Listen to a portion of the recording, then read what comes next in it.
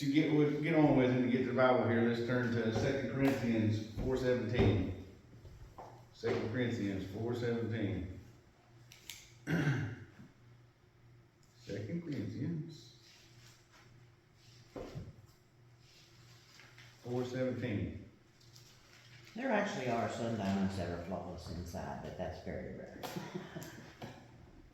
Right, Very rare. right. And Well, you can't afford them. okay, so it goes like this. You know what? Okay, why is the grass greener on the other side? There's more poop there. We're at work and we see this over here and we think, hey, this is better, or I see it nice, it's better over here. But what we're seeing, we're only seeing the good parts about it. You don't see the flaws. You don't see the cracks. You don't see the discoloration in it. All we see is what's catching our attention at that moment, this time, in this moment. That's the same way life is. You know, the devil, okay? How did he convince the women to do it? Smooth talker.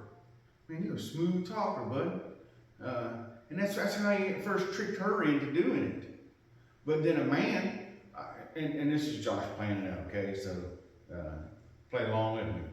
But, you know, after she had the forbidden fruit or done whatever, what'd she do? She didn't come up, she couldn't talk him into it.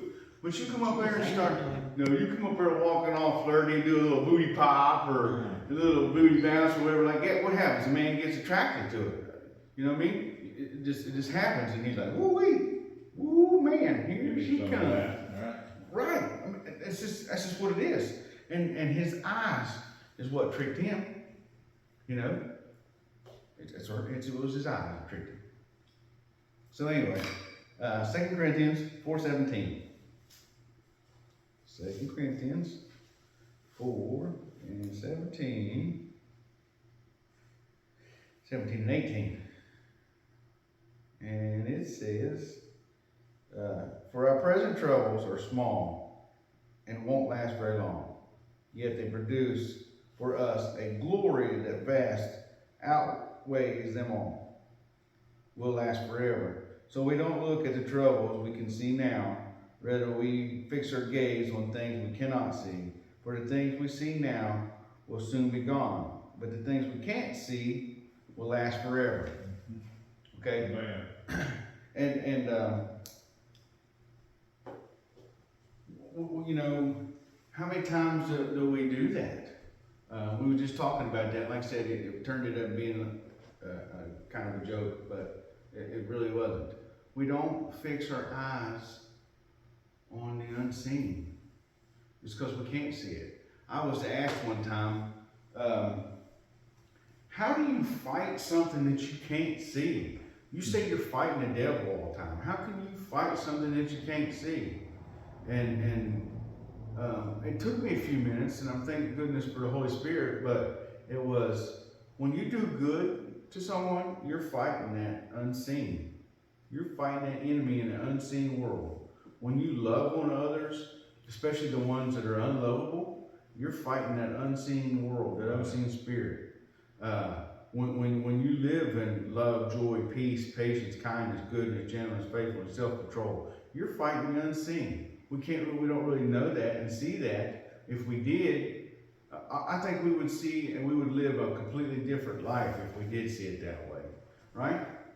So I brought these sunglasses here today to demonstrate the seen, the unseen. Sunglasses. What do we think about sunglasses when you see them? First off, it don't just make you look good. It don't just make you look good. Yeah. What is the actual sunglasses designed for? Back in the early 1800s, sunglasses were designed to block out the UV rays, the UV light. And then they ended up continue being on and on and on for whatever reason. Then they got more stylish, more popular, and now everybody wears them. They'll even wear them sometimes in the inside of the place. Okay, and it's just like Christ, the sunglasses. He helps us block the UV rays out. Okay, he helps us block all of the luring that the enemy throws at us with our eyes. Because the eye is the lamp of the body. That's to penetrate. How we get in is through the eyes. Okay. Also, with that, it helps us take the glare off of things that we don't see. Okay. So fishing, for instance, when we put the glasses on, it takes that glare off of the water. You don't see that reflection. Then you can see down in clearly. Okay. Same way with Christ in our life. With Him in our life, Him being number one, Him we're fixing our eyes on Him, it takes that glare of everything else that comes our way, that flashy stuff that comes by, that luring that comes by. It don't catch your attention when you got your eyes fixed on the Lord. So every time we see a pair of sunglasses, now I hope we think about seeing through the lens of Christ and not our own eyes, right?